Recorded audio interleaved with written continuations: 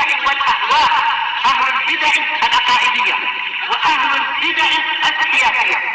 نقول بيننا وبينكم السلف، بيننا وبينكم الكتب، كان فيقول البدع بيننا وبينكم. Bismillahirrahmanirrahim. Alhamdulillahilladzi arsala rasulahu bil huda wa dinil haqq liyudhhirahu 'alad dini kullihi wa kafaa billahi shahida. Wa ashhadu an la ilaha illallah wahdahu la syarikalah iqraran bihi wa tauhida. Wa ashhadu anna Muhammadan 'abduhu wa rasuluh sallallahu alaihi wa ala alihi wa sallama tasliman mazida la nabiyya ba'dah. Ikhwani fid din, a'azzani wa azzakumullah wa barakallahu fikum. Kita lanjutkan bacaan terhadap kitab At-Tafsir Al-Muyassar. Sekarang kita akan masuki penafsiran perkataan Allah Subhanahu wa taala. Ayat yang ke 114 dari surat Al-An'am juz yang ke-8. Sambungan kisah kemarin. Keadaan orang-orang kufar yang mereka senantiasa menyuarakan sumpah-sumpah palsu yang mereka tidak melaksanakan sumpah tersebut. Sekarang kita lihat bagaimana ayat berikutnya. Perhatikan baik-baik, barakallahu fikum. Qala Allah Ta'ala mengatakan, afa ghairallahi abtaghi hakaman wa huwa alladhi anzala ilaykumul kitaba mufassala walladzina atainahumul kitaba ya'lamuna annahu munazzalun min rabbika bil haqq fala takunanna minal mumtarin. Ayat yang ke-114 ini kita lihat. Allah Subhanahu wa taala mengatakan, katakan kepada mereka wahai Rasul, kepada orang musyrikin maksudnya, apakah aku harus mencari atau menjadikan selain Allah sebagai hukum penengah, padahal Allah Ta'ala adalah zat yang telah menurunkan kepada kalian kitab secara terperinci. Bayangkan, yang menurunkan Taurat, Zabur, Injil, Al-Quran, Allah Subhanahu wa taala. Jadi tidak pantas kalau mencari selain Allah Ta'ala sebagai penengah atau sebagai hukum yang dijadikan patokan. Walladzina atainahumul kitaba ya'lamuna annahu munazzalun min rabbika bil haqq. Dan orang-orang yang telah kami berikan kepada mereka kitab, al-Yahud dan Nasara, mereka mengetahui bahwasanya Al-Qur'an itu benar-benar diturunkan dari Rabbmu. Yakin mereka tahu Al-Qur'an diturunkan dari Allah Ta'ala.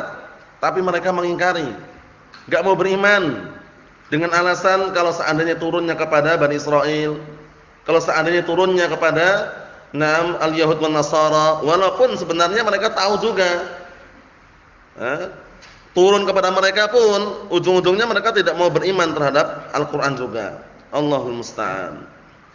Fala takunanna minal mumtarin, maka kamu jangan menjadi orang-orang yang bimbang dan ragu. Menjadi orang yang bimbang, ragu. Ini diperingatkan oleh Allah Subhanahu wa taala. Harus yakin bahwasannya Al-Qur'an adalah apa?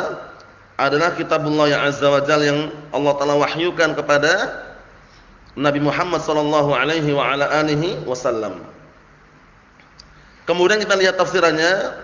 Qala al-mufassirun atsabahumullah, qul ayyuhar rasul li haula'il musyrikin, katakanlah wahai Rasul kepada mereka orang-orang musyrikin, agharallahi ilahi wa ilahukum atlubu hakaman baini wa bainakum. Bayangkan ini. Katakan wahai Rasul kepada orang-orang musyrikin, apakah kepada selain Allah yang mana Allah adalah ilahku dan ilah kalian aku harus mencari penengah, mencari hukum yang bisa menghukumi antara aku dan antara kalian? Wa huwa subhanahu alladzi anzala ilaikumul Qur'an mubayyinan fihi al-hukma fima takhtasuna fihi min amri wa amrikum. Yang mana Allah Ta'ala dialah adalah zat yang menurunkan kepada kalian Al-Quran, yang telah menjelaskan di dalamnya hukum, ketetapan pada perkara-perkara yang takhtasimuna fi, pada perkara-perkara yang kalian berselisih, bermusuhan di dalamnya, baik itu perkaraku dan perkara kalian. Maksudnya semuanya sudah ditetapkan hukumnya di situ. Makanya kalau kita mencari hukum, mencari ketetapan, mencari perkara yang lain selain Al-Quran dan selain sunnah Rasulnya SAW, sangat disayangkan. Sebagaimana dalam surat Al-Ahzab yang sering antum dengar itu, Allah Ta'ala mengatakan, wa ma kana lil mu'minin wala mu'minatin idza qadallahu wa rasuluhu amran an yakuna lahumul khiyaratu min amrihim wa man ya'sillaha wa rasulahu faqad dhalla dhalalan mubina. Artinya apa? Tidak selayaknya bagi seorang mukmin laki maupun wanita apabila Allah dan Rasulnya telah menetapkan suatu perkara, ketetapan hukum, ini halal, ini haram, ini bid'ah, ini sunnah misalkan, kemudian kalian mencari pilihan yang lain, enggak layak itu loh. Sudah ditetapkan oleh Al-Quran dan As-Sunnah, tinggal kita apa? Sami'na wa ata'na, laksanakan, kerjakan. Jangan mencari pilihan yang lain. Oh, ini enggak cocok dengan akal kami, ini enggak cocok dengan ideologi kami, ini enggak cocok dengan logika, akhirnya tolak. Jangan. Disebutkan di situ apa? Wa may ya'sillaha wa rasulahu faqad dhalla dhalalan mubina. Barang siapa yang bermaksiat kepada Allah dan Rasulnya, enggak menerima ketetapan Allah dan tidak menerima ketetapan Rasulnya, maka sungguh dia telah tersesat dengan kesesatan yang sangat jauh. Menunjukkan bahwasanya hukum Allah dan Rasulnya itulah yang terbaik. Harus kita yakini, walaupun kita hidup di negara Indonesia yang berlandaskan hukum bukan Al-Quran dan Sunnah, tapi kita harus meyakini tidak ada hukum yang lebih baik, lebih indah, lebih sempurna melainkan Al-Quran dan Sunnah. Paham ya? Nah, barakallahu fiikum, seperti itu. Jadi keyakinan ini enggak bisa kita pisahkan. Kalau antum meyakini ada hukum yang lebih baik daripada Al-Quran dan Sunnah, berbahaya. Paham ya? Hanya saja kita masuknya dalam kategori mungkin kadang terpaksa. Nah, barakallahu fiikum, diharuskan atau mungkin darurat, itu urusan mereka yang maksa. Paham ya? Urusan mereka yang mengharuskan. Wa illa kita tetap yakin ketetapan yang paling sempurna, paling bagus adalah Al-Quran dan As-Sunnah. Paham ya? Mulai dari ketetapan hukum pencurian bagaimana, hukum perzinaan bagaimana. Paham ya? Semuanya apa? Kepada Al-Quran dan As-Sunnah. Naam, seperti itu. Ikhwan fi din, azza wa jazakumullah, barakallahu fiikum. Kita lihat di sini.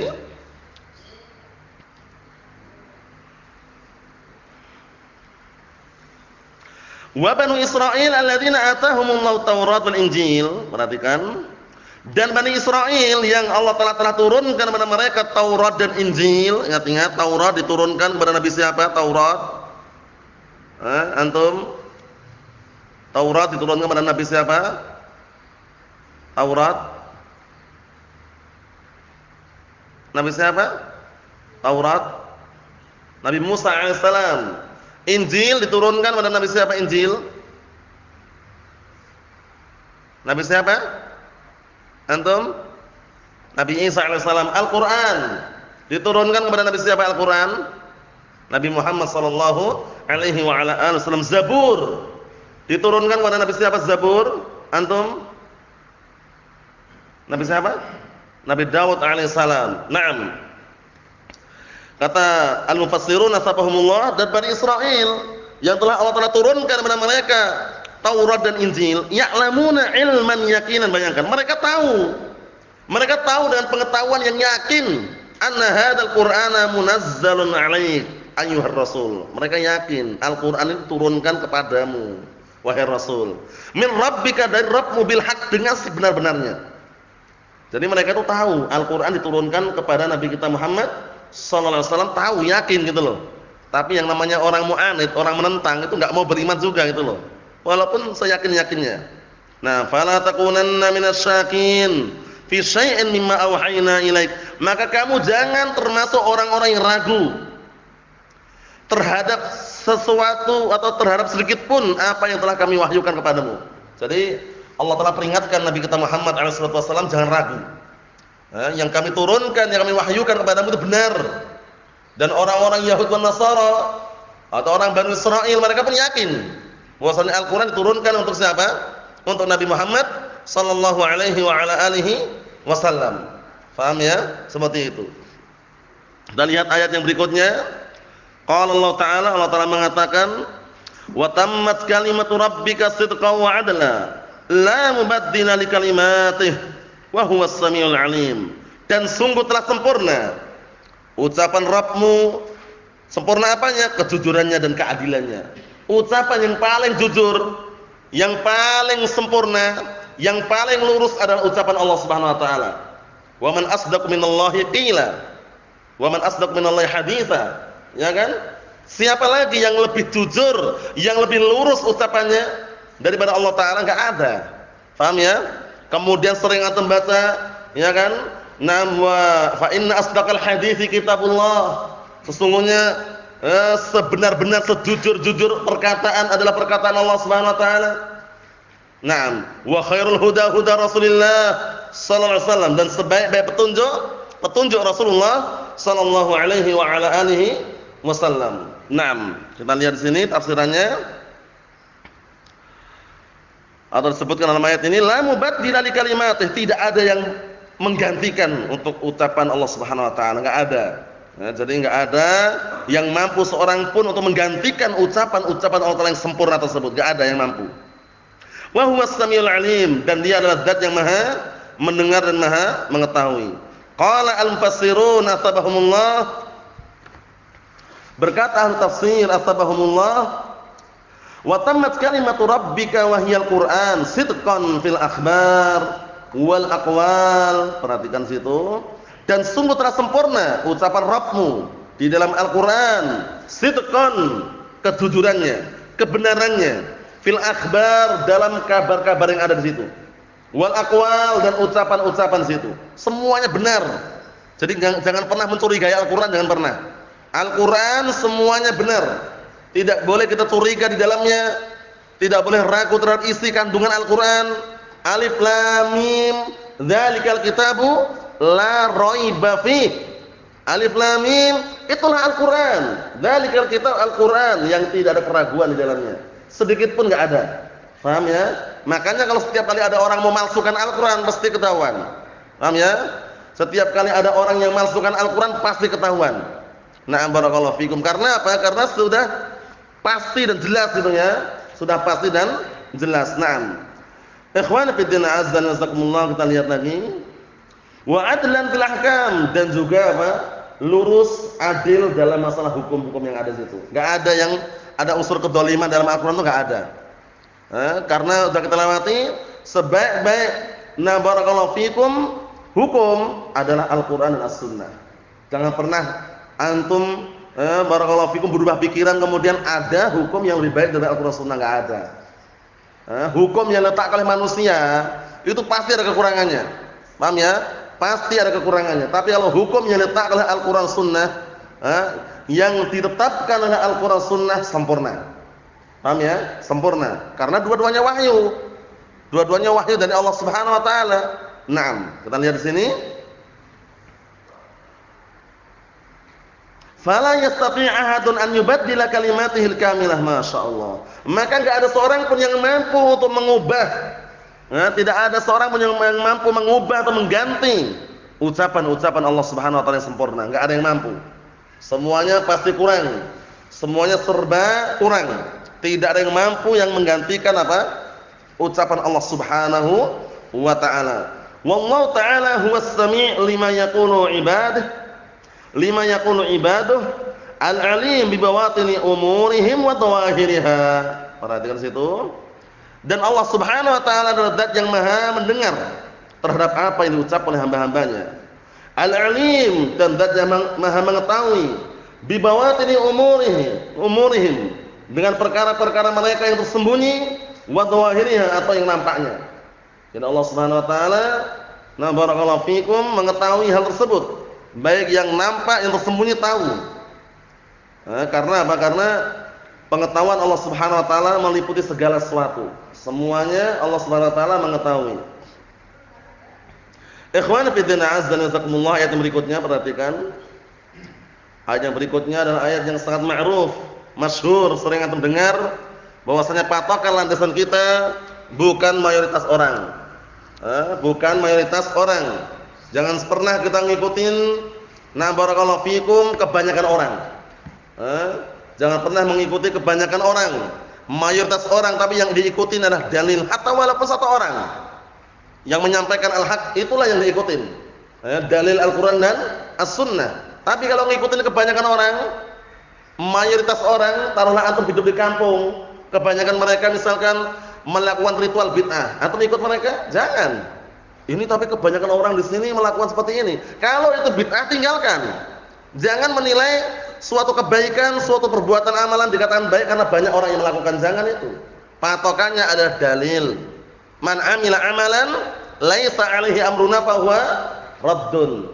Barang siapa yang beramalan dengan suatu amalan yang tidak ada tuntunannya dari kami, yang tidak ada perintahnya dari kami, maka amalan tersebut tertolak. Itu patokannya.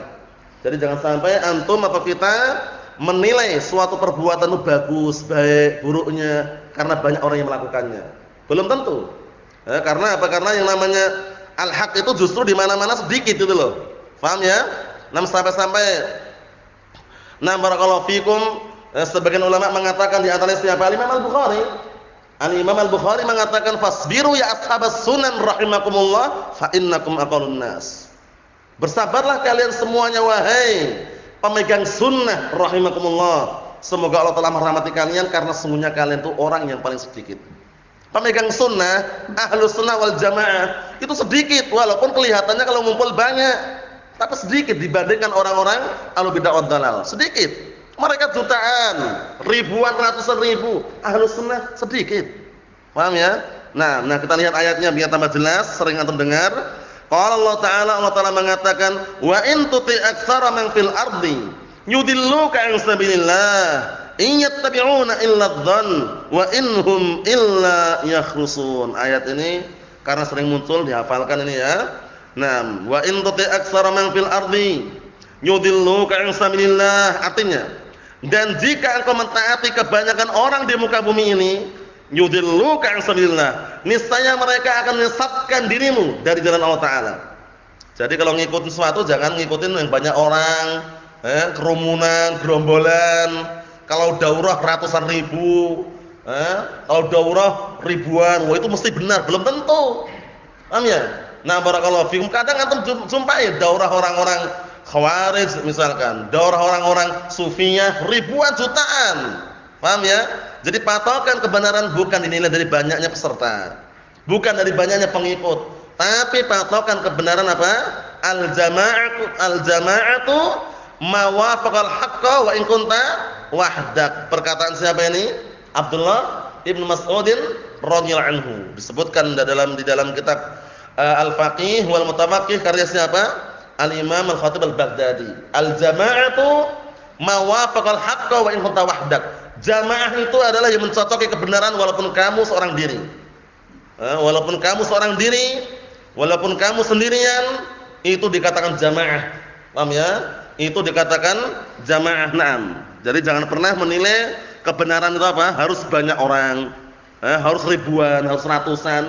Dikit tidak masalah, yang penting mencocoki al-haq.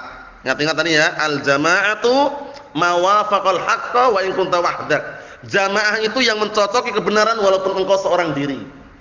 Antum di kampung sendirian, tapi kalau mencocoki kebenaran jamaah di situ. Ahlus sunnah wal jamaah, ya kan? Seperti itu. Na'am barakallahu fikum. Ini ayatnya bagus sekali ini. Dan jika engkau mentaati kebanyakan orang di muka bumi ini, niscaya mereka akan menyesatkan dirimu dari jalan Allah. Kenapa? Iyattabi'una illa adh-dhann. Tidaklah mereka mengikuti kecuali hanya dugaan, sangkaan. Wa inhum illa yakhrusun. Dan tidaklah mereka kecuali hanya berbohong dan dusta. Berbohong dan dusta. Inilah keadaan orang-orang yang kebanyakan mereka mengikuti apa? Hawa nafsu, dugaan, sangkaan, ucapan-ucapan yang bohong yang mereka keluarkan sehingga berbahaya. Kita lihat tafsirannya. Qala al-mufassirun asbahumullah, walau furida ayyuhar rasul annaka ata'ta aktsara ahli al-ard. Ini penting ini. Kalaulah takdirkan, taruhlah engkau wahai Rasul, kalau seandainya engkau mentaati kebanyakan orang di muka bumi ini, la adalluka an dinillah. Niscaya mereka akan menyesatkan dirimu dari apa? Dari agama Allah Subhanahu wa taala. Menyesatkan dirimu dari agama Allah Subhanahu wa taala kalau ngikutin kebanyakan orang. Jadi ingat-ingat ya, patokan al-haq bukan banyaknya orang yang mengikutinya, tapi kokohnya dia, kontinunya dia di atas apa? Di atas dalil Al-Qur'an dan As-Sunnah. Ucapan, amalan, keyakinan, qaulan wa amalan wa i'tiqadan. Itu penting. Kita lihat sini. Ma yasiruna illa ala ma dhannuhu haqqan. Penting ini. Mereka orang-orang, kebanyakan orang itu tidaklah mereka berjalan kecuali hanya di atas prasangka-prasangka yang mereka duga. Bitaqlidihim aslafahum ini. Dengan taklidnya mereka, perbuatan mereka mengekor kepada pendahulu-pendahulu mereka. Bukan pendahulu yang soleh ini ya. Pendahulu mereka dari nenek moyang mereka, mbah-mbah mereka, bapak-bapak mereka yang berada di atas kesyirikan. Itulah yang membuat apa? Menyesatkan seseorang dari jalan Allah Subhanahu wa taala. Taklid. Bapak dulu seperti ini, mbah kita dulu seperti ini, nenek moyang kita seperti ini ya. Kalau mau kembali kepada salaf yang soleh, paham ya? Karena mereka juga pendahulu, nenek moyang mbah-mbah itu juga pendahulu, tapi soleh atau tidak gitu loh. Paham ya? Jadi kalau kita ingin meniti jejaknya para salaf yang soleh. Siapa itu as-salafus saleh? Sahabat, tabi'in, atba'ut tabi'in. Yang dikenal dengan apa? Al-qurun al-mufaddalah. 3 generasi yang diberikan keutamaan. Khairun nasi qarni, tsumma alladziina yalunahum, tsumma alladziina yalunahum. Sebaik-baik manusia ada generasiku, kata Rasulullah SAW, para sahabat. Kemudian setelah mereka tabi'in. Kemudian setelah mereka yaitu atba'ut tabi'in. Faham ya? Seperti itu. Naam. Ikhwan fi din azza wa jazakumullah, kita lihat lagi. Wa ma hum illa yadunnun wa yakdzibun. Tidaklah mereka kecuali hanya menduga, menyangka dan berbohong, berdusta. Allahul musta'an. Jadi ikutilah dalil, jangan ikuti mayoritas. Banyaknya orang, banyaknya peserta, berarti ini benar, belum tentu. Ukuran kebenaran bukan dilihat dari banyaknya peserta, banyaknya pengikut. Ingat-ingat kisah yang sering anak ulang-ulang, yang memang arahnya ke situ juga, kisah Nabi Nuh alaihissalam. Beliau berdakwah bertahun-tahun, bahkan dinukilkan 950 tahun, bayangkan itu. Paham ya? Tapi yang ikut hanya sedikit, beberapa orang saja. Apakah Nabi Nuh berada di atas kebatilan? Tidak. Beliau berada di atas al-haq. Tapi pengikutnya lihat, sedikit atau banyak? Sedikit. Berarti bukan sebagai patokan kebenaran, pengikutnya banyak. Paham ya? Nah, dan beliau tidak dinukilkan gagal dakwahnya. Ya enggak? Nabi Nuh dakwahnya gagal katanya. Enggak. Paham ya? Dakwah dikatakan gagal tidak itu, paham ya? Bukan dinilai karena banyaknya pengikut, banyak penggemar, banyak peserta, kemudian viral, terkenal, bukan itu. Paham ya? Dakwah dikatakan gagal itu kalau bagaimana? Kalau dia tidak bisa mencetak orang yang mengenal Al-Qur'an Sunnah dah itu. Kalau dia sudah bisa mencetak orang yang mengenal Al-Qur'an Sunnah, walaupun 1, 2, 3 sukses dakwahnya. Karena itu tujuan dakwah, memperkenalkan Al-Qur'an dan As-Sunnah. Biar mereka paham bagaimana agama yang benar, bagaimana cara beribadah kepada Allah Taala, mentauhidkan Allah Subhanahu Wa Taala itu. Naam.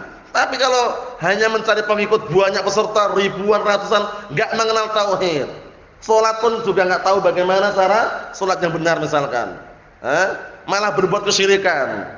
Setiap tahunnya apa? Ziarah kubur, paham ya? Nah, ziarah kubur tujuannya apa? Bukan mengingat kematian ya, mencari berkah dan semisalnya, traveling atau safari, paham ya? Safari untuk keliling, ziarah kubur fulan, wali alan misalkan. Allah musta'an. Jadi ingat-ingat ya.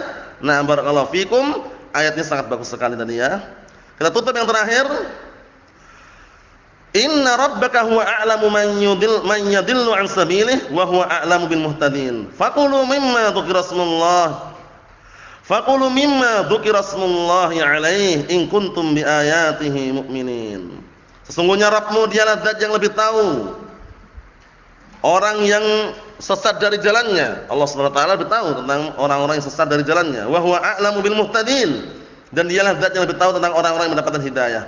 Maka makanlah dari apa yang telah disebutkan nama Allah taala atasnya, maksudnya sesembelihan. In kuntum bi ayatihi mu'minin, jika kalian beriman terhadap ayat-ayat Allah Subhanahu wa taala. Sembelihan yang disebutkan nama Allah bismillah dimakan. Tapi kalau tidak ada disebutkan bismillah tidak boleh dimakan. Sesembelihan orang kafir yang diperbolehkan ahlu kitab saja. Selain itu enggak boleh. Itu pun ahlu kitab kalau baca bismillah. Syaratnya ahlu kitab tersebut yang menyembelih baca bismillah.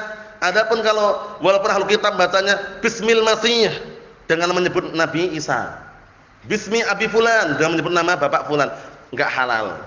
Adapun selain ahlu kitab enggak halal. Paham ya? Orang kafir selain ahlu kitab itu nyembelih walaupun baca bismillah enggak halal. Tapi khusus ahlu kitab halal.